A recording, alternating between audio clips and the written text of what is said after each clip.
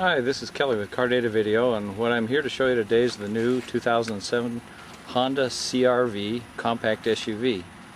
If you can remember, CRVs have been very popular among buyers ever since they were first introduced. The previous model was very utilitarian.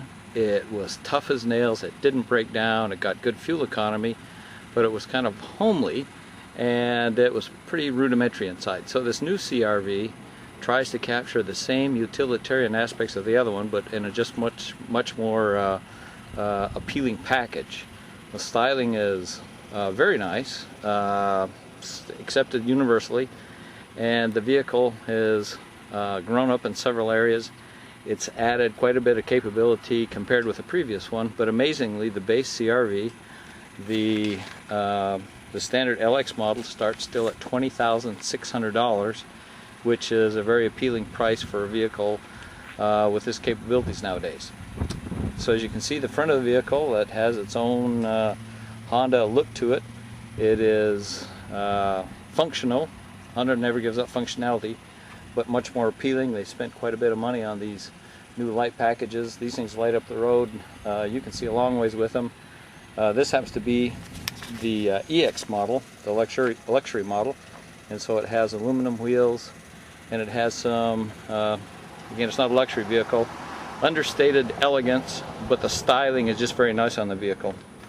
As you can see, we have the slanted back C-pillar. We have the signature tall headlights on the corners of the vehicles, the taillights rather, which have been a part of Honda styling for some time. And the execution of the whole vehicle is just very, very nice. They've done a good job on it. This is a very appealing, kind of like a champagne metallic color, which is a favorite of many people. They can get very dirty and you never even can tell. It just doesn't show dirt at all. Let's have a look inside Mr. Honda here and see what we see.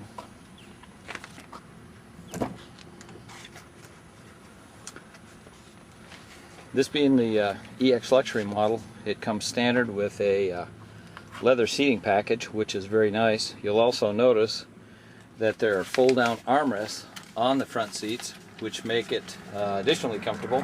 Let me turn the vehicle on. This has a navigation system also. And arguably Honda / Acura, they're the first ones to really come out with an in-dash automotive navigation system, and for my money they're still about the best as far as the way they operate and function. As you can see, the gauge cluster is again attractive. On this particular model you've got controls for audio right on the steering wheel. You have a voice command, which is very nice, and again the way they do it is good, and let me show you how that works. You just press this button right here. You say radio on. Radio on. And it turns it on. So you can press this button and access all kinds of voice command features on the vehicle. It has, again, functional, fairly simple but functional dials and controls up here.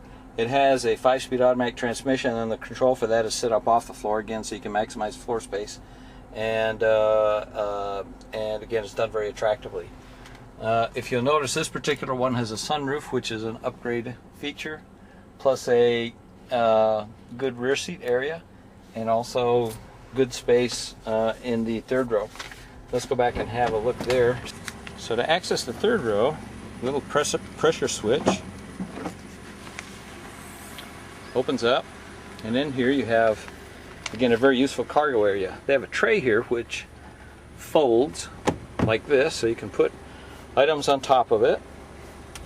You have space for other things underneath, out of the view of the public, or you can pull this completely out if you like and take it out of the way. The second row of seats folds flat. Let me show you how that works. So the second row of seats, as you can see, there's a fold-down center armrest or a third seating position in the middle. With the second row, the seat backs actually will recline back, or if you pull up on this release, they flop forward. There's another release on the back down here, this little tab. You pull it, and then the seats tumble forward. And so the different manufacturers have different philosophies about how to design the cargo space in their vehicles. Some of them they have a mechanism where the seat back folds flat and you have a flat floor area that's basically the height of the seat bottom plus the back on top of it. Honda's taken a different approach. The seats flip forward, but the floor of the cargo area is significantly lower than with other vehicles that competes in this area. So it's got the same volume, they've just got it shaped differently. And of course, if you want to put them back in place, you just push them down. There's the latch hook for your child seats also.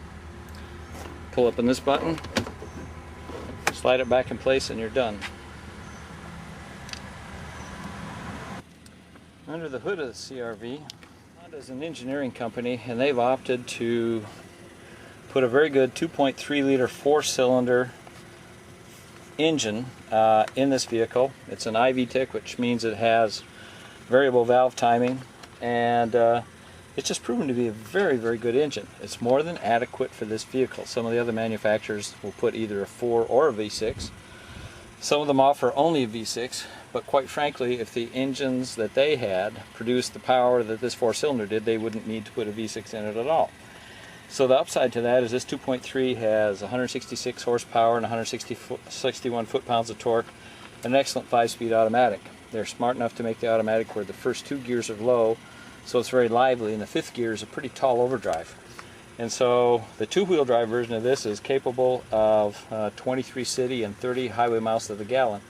And when you consider you've got an SUV that's a 3,400 pounder, about the same weight as a mid-size sedan, and it's posting 30 miles to the gallon on the freeway, and I'm convinced that it will get that. I've been driving it and have just watched how it performs. That's pretty amazing. The appeal of the CRV, just on an all-round basis, is very high. When you think about it, some people want a sedan, but they want SUV utility.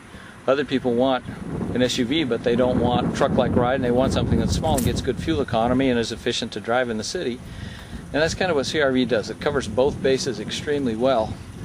The styling is good. People have confidence in the way that they build their vehicles.